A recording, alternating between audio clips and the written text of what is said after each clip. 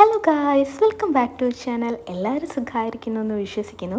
ഇന്നത്തെ നമ്മുടെ video daily വ്ളോഗോ ഫുഡ് വ്ളോഗോ ട്രാവൽ വ്ളോഗോ ഒന്നുമല്ല. ഞാൻ റീസെൻ്റായിട്ട് എടുത്ത ഒരു ഫെർട്ടിലിറ്റി ട്രീറ്റ്മെൻറ്റിനെ കുറിച്ചാണ്.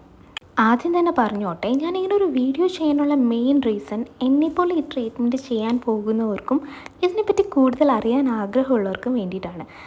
ഞാൻ കൂടുതലും ഇങ്ങനെ ട്രീറ്റ്മെൻറ്റ് എടുക്കുന്നതിന് മുമ്പ് യൂട്യൂബിൽ നോക്കി കുറേ ഡോക്ടേഴ്സിൻ്റെ വീഡിയോസൊക്കെ കണ്ടാണ് ഇതെന്താണ് കാര്യങ്ങളെന്ന് മനസ്സിലാക്കുന്നത്.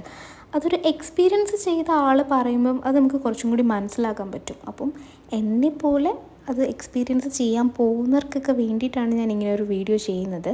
ഞാൻ ചെയ്ത ആ ട്രീറ്റ്മെൻറ്റിൻ്റെ പേരാണ് IUI. IUI എന്താണെന്നറിയാത്ത ഒരുപാട് പേരുണ്ട്. ഒരുപാട് പേർക്ക് IUI സജസ്റ്റ് ചെയ്യുമ്പോഴായിരിക്കും അവരതിനെപ്പറ്റി കൂടുതൽ അന്വേഷിച്ചിറങ്ങുന്നത്. അവർക്ക് വേണ്ടി ജസ്റ്റ് ഒന്ന് എക്സ്പ്ലെയിൻ ചെയ്യാം. നമ്മൾ നോർമലി ഒരു ഫെർട്ടിലിറ്റി ട്രീറ്റ്മെൻറ്റ് സ്റ്റാർട്ട് ചെയ്യുന്നത് മെഡിസിൻസ് വെച്ചിട്ടായിരിക്കും. ചിലർക്ക് മെഡിസിൻസ് കൊണ്ട് തന്നെ ഒരു പോസിറ്റീവ് റിസൾട്ട് കിട്ടും. മറ്റു ചിലർക്ക് പോസിറ്റീവ് റിസൾട്ട് കിട്ടിയെന്ന് വരില്ല. അവർക്ക് റിസൾട്ട് നെഗറ്റീവ് ആയിരിക്കും. അങ്ങനെയുള്ളവർക്ക് ആദ്യം ചെയ്യുന്ന ഒരു ഫെർട്ടിലിറ്റി ട്രീറ്റ്മെൻറ്റാണ് IUI. IUI എന്ന് വെച്ചാൽ ഇത്രയേ ഉള്ളൂ: ഇൻട്രാ യൂട്രൈൻ ഇൻസെമിനേഷൻ. ഹസ്ബൻഡിൻ്റെ സെമൻ കളക്ട് ചെയ്ത് അത് വാഷ് ചെയ്തിട്ട് ഹൈ മോർട്ടാലിറ്റി ഉള്ള സ്പേമിനെ വൈഫിൻ്റെ യൂട്രസിലേക്ക് ഡയറക്റ്റ് ഇൻജെക്റ്റ് ചെയ്യുന്ന പ്രോസസ്സാണ് IUI. ഇതൊരു സിമ്പിൾ പ്രൊസീജിയറാണ്. ഓക്കെ, ഈ പ്രൊസീജിയറിനൊക്കെ മുമ്പ് ആദ്യം തൊട്ട് ഞാൻ പറയുകയാണെങ്കിൽ, ആദ്യം നമ്മൾ ഡോക്ടറെ നമ്മുടെ പീരീഡ്സിൻ്റെ second or third day visit ചെയ്യണം. അപ്പോൾ ഡോക്ടർ നമുക്കൊരു സ്കാനിങ് സജസ്റ്റ് ചെയ്തിട്ടുണ്ടായിരിക്കും. മെയിൻലി ഈ സ്കാനിങ്ങിൽ നമ്മുടെ യൂട്രസ് ഓക്കെ ആണോ, അതോ എന്തെങ്കിലും സിസ്റ്റ് പോലെ വല്ല പ്രോബ്ലം ഉണ്ടോ എന്നൊക്കെ ആയിരിക്കും നോക്കുന്നത്. സ്കാനിങ്ങിൽ പ്രോബ്ലംസ് ഒന്നും ഇല്ലെങ്കിൽ നമുക്ക് IUI പ്രൊസീജിയർ ചെയ്യാൻ പറ്റും. ഈ സെക്കൻഡ് ഓർ തേർഡ് ഡേ തൊട്ട് തന്നെ നമുക്ക് ഫോളിക്കിൾസ് വളരാനുള്ള മെഡിസിൻസും അതുപോലെ തന്നെ ഇഞ്ചെക്ഷൻസും സ്റ്റാർട്ട് ചെയ്യും.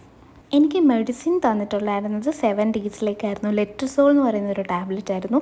അതുപോലെ ഇഞ്ചെക്ഷൻസും അന്ന് തന്നെ സ്റ്റാർട്ട് ചെയ്തിട്ടുണ്ടായിരുന്നു. ഏകദേശം ഒരു 4 ഇഞ്ചെക്ഷനോളം ഞാൻ എടുത്തിട്ടുണ്ടായിരുന്നു. ഈ 4 ഇഞ്ചെക്ഷൻ നമ്മൾ അടുപ്പിച്ചല്ല എടുക്കുന്നത്. ഈ തേർഡ് ഡേ കഴിയുമ്പോൾ തൊട്ട് തന്നെ നമുക്ക് റെഗുലറായിട്ട് ഒരു പീരീഡ് ഓഫ് ഇൻ്റർവെല്ലിൽ നമുക്ക് സ്കാനിങ് കാണും. ആ സ്കാനിങ്ങിൽ നമ്മുടെ ഫോളിക്കിളിൻ്റെ സൈസ് അനുസരിച്ചായിരിക്കും നമുക്ക് ഇഞ്ചെക്ഷൻസ് ഡോക്ടർ സജസ്റ്റ് ചെയ്യുന്നത്. അങ്ങനെ നമ്മുടെ എല്ലാ സ്കാനിങ്ങും കഴിഞ്ഞ് നമ്മുടെ ഫോളിക്കിളിന് അത്യാവശ്യം ഗ്രോത്ത് ഉണ്ടെന്ന് കാണുമ്പം ഡോക്ടർ നമുക്ക് എഗ്ഗ് റപ്ചർ ചെയ്യാനുള്ള β-HCG ഇഞ്ചെക്ഷൻ സജസ്റ്റ് ചെയ്യും. അങ്ങനെ ആഫ്റ്റർ β-HCG ഇഞ്ചെക്ഷൻ നമ്മുടെ ഓവുലേഷൻ നടക്കുന്നത് ആ ഇഞ്ചെക്ഷൻ എടുത്ത് 48 ഹവേഴ്സിനുള്ളിലായിരിക്കും. അപ്പോഴാണ് നമ്മൾ ഈ IUI പ്രൊസീജിയർ ചെയ്യുന്നത്. ആഫ്റ്റർ IUI പ്രൊസീജിയർ നമുക്ക് സപ്പോർട്ടീവ് മെഡിസിൻസ് എന്തെങ്കിലും ഡോക്ടർ സജസ്റ്റ് ചെയ്യും. ഞാൻ അങ്ങനൊരു സപ്പോർട്ടീവ് മെഡിസിൻ എടുത്തിരുന്നു. IUI കഴിഞ്ഞതിന് ശേഷം ഡോക്ടർമാർ പ്രത്യേകിച്ചൊരു റെസ്റ്റ് കാര്യങ്ങളൊന്നും പറയുന്നില്ല. നമ്മൾ ഡെയിലി ചെയ്തുകൊണ്ടിരിക്കുന്ന ആക്ടിവിറ്റീസ് നമുക്ക് ചെയ്യാം.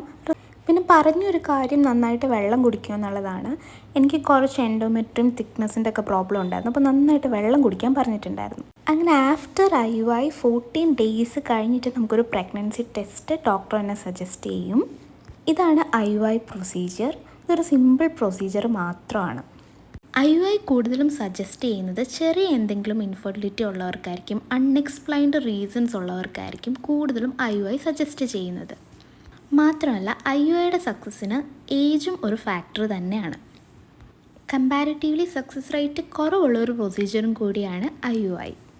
പിന്നെ ഒരുപാട് പേരുടെ തെറ്റിദ്ധാരണയുണ്ട് നോർമൽ പ്രഗ്നൻസി പോലെ അല്ല IUI എന്ന്. IUIയിലൂടെ ഉണ്ടാകുന്ന കുട്ടികൾക്ക് എന്തെങ്കിലും പ്രോബ്ലം ഉണ്ടാവും എന്നൊക്കെ കുറേ ഡൗട്ട്സ് കാര്യങ്ങൾ ഞാനിങ്ങനെ കേട്ടു. അങ്ങനെയൊന്നുമില്ല. IUI നോർമൽ പ്രഗ്നൻസി പോലെ തന്നെയാണ്. നോർമലി ഇറഗുലർ പീരീഡ്സ് ഉള്ള ഒരാൾക്ക് ഓവുലേഷനൊക്കെ കാൽക്കുലേറ്റ് ചെയ്യാൻ ബുദ്ധിമുട്ടായിരിക്കും. പക്ഷേ നമ്മൾ ഓവുലേഷൻ ടൈമിൽ ഇങ്ങനെ സെമൻ ഡയറക്റ്റ് ഇഞ്ചെക്റ്റ് ചെയ്യുന്നത് വഴി പ്രഗ്നൻസിക്കുള്ള ചാൻസ് അവിടെ കൂടുതലാവും. അപ്പം ഇതാണ് സിംപ്ലി പറഞ്ഞ പ്രൊസീജിയർ. പിന്നെ IUI സക്സസ് ആവുന്നവർക്ക് നോർമൽ പ്രഗ്നൻസി സിംറ്റംസ് തന്നെയായിരിക്കും വരുന്നത്. ഇതൊക്കെയാണ് എൻ്റെ ഒരു IUI എക്സ്പീരിയൻസിലൂടെ ഞാൻ മനസ്സിലാക്കിയ കാര്യങ്ങളും കുറച്ചൊക്കെ IUI സജസ്റ്റ് ചെയ്തപ്പം ഞാൻ ഗൂഗിളിൽ നിന്നും യൂട്യൂബിൽ നിന്നും പഠിച്ച് മനസ്സിലാക്കിയ കാര്യങ്ങളാണ്. ഇതൊക്കെ ആർക്കെങ്കിലുമൊക്കെ ഉപകാരപ്പെടും എന്ന് വെച്ചിട്ടാണ് ഞാൻ പറയുന്നത്.